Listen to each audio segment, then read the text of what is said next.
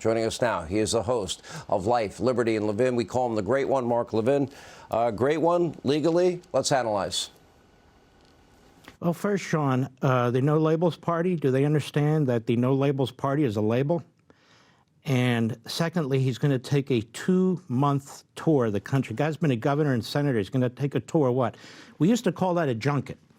And then he wants the people to rally to the No Labels Party. What do you stand for? Well, can't we all get along? So that's going to fail. But anyway, let me go on. First, I want to talk about impeachment here. And I want to say to the 3 guests you had on, 3 great chairmen, I think you really need to focus in. I have no opposition to focusing on the financial fraud and the selling of public office by the Biden family. But it gets very complicated. So that should be Article 3 of the eventual list of impeachable offenses, because I think this president's impeachable. Why? Because of what should be Article 1. Let me explain.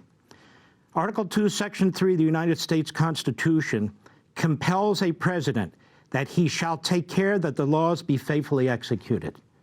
Laws be faithfully executed. The President of the United States has his own oath.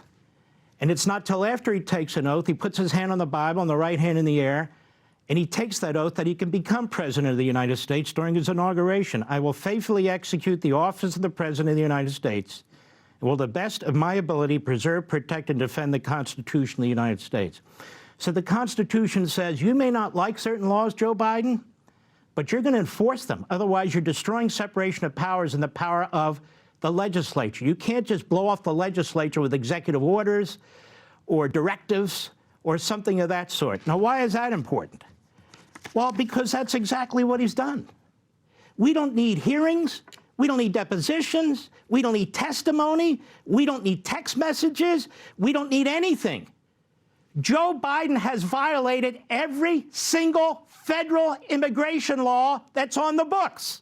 He's doing it every day. He's doing it intentionally. The border's wide open. The American people are less safe. Terrorists are trying to get in. Criminals are getting in. Toxic drugs are getting in. People are dying. People are being raped. They're being sold into sex slavery. Now, why is all that important? It's important because it's an impeachable offense. I just read you the 2 sections of the Constitution where he's required to uphold the law. He is defying and undermining the law. Now let's look at impeachment. The framers of the Constitution. Impeachment, what did they look at? They looked at, among other things, 17th and 18th century British common law. And you look at the impeachment clause, what is a high crime? So a high crime means a president goes out and kills a whole bunch of people? No, well, what does it mean?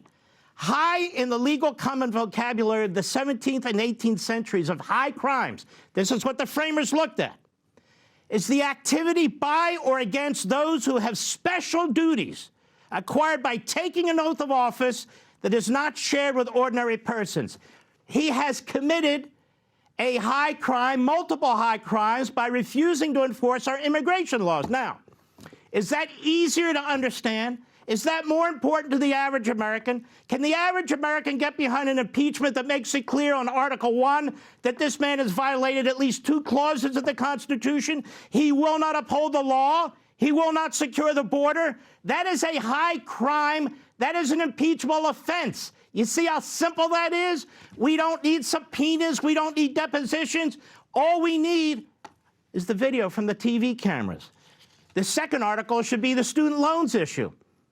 Separation of powers. President doesn't have the power to seize the power of the purse from the House of Representatives.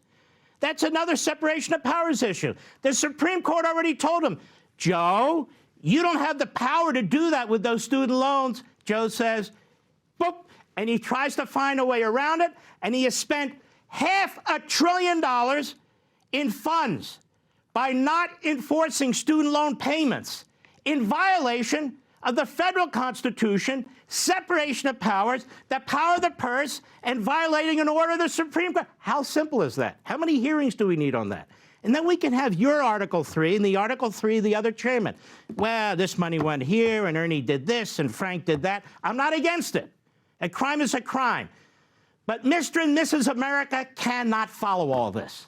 Mr. and Mrs. America can follow what I call my Article 1. They can follow Article 2. They can see how it directly affects them. That doesn't give a pass to what should be Article 3. And this resolution that they passed for an inquiry allows for them to take all these things on. So as a special pleader for the Constitution, to make this simple, to get the people around you, will the Republicans in Congress please at least rethink the order of these things? Now, number two, there's a motion in front of the Supreme Court by the special prosecutor. There's nothing special about this guy. He's a disaster. He's a hack. Jack Smith is trying to force the judiciary to follow his lead, to have a quick rump trial in front of a Democrat jury with a Democrat judge with 4 phony charges. One, the 1871 Klan law. 2 of them, the Enron obstruction law, which is being challenged separately. 3rd is a federal contractor law. He's trying to bootstrap insurrection and seditious conspiracy into these 4 ridiculous charges, and he tells the judge, I'm going to argue that Donald Trump actually, the violence that occurred, he led it, the attempt to overthrow, but he's not charged with any of that. So what the prosecutor's doing is outrageous. More importantly, the Trump lawyers smartly have said, wait a minute, you can't charge an ex-president with acts he took, whether you like them or not, when he was president.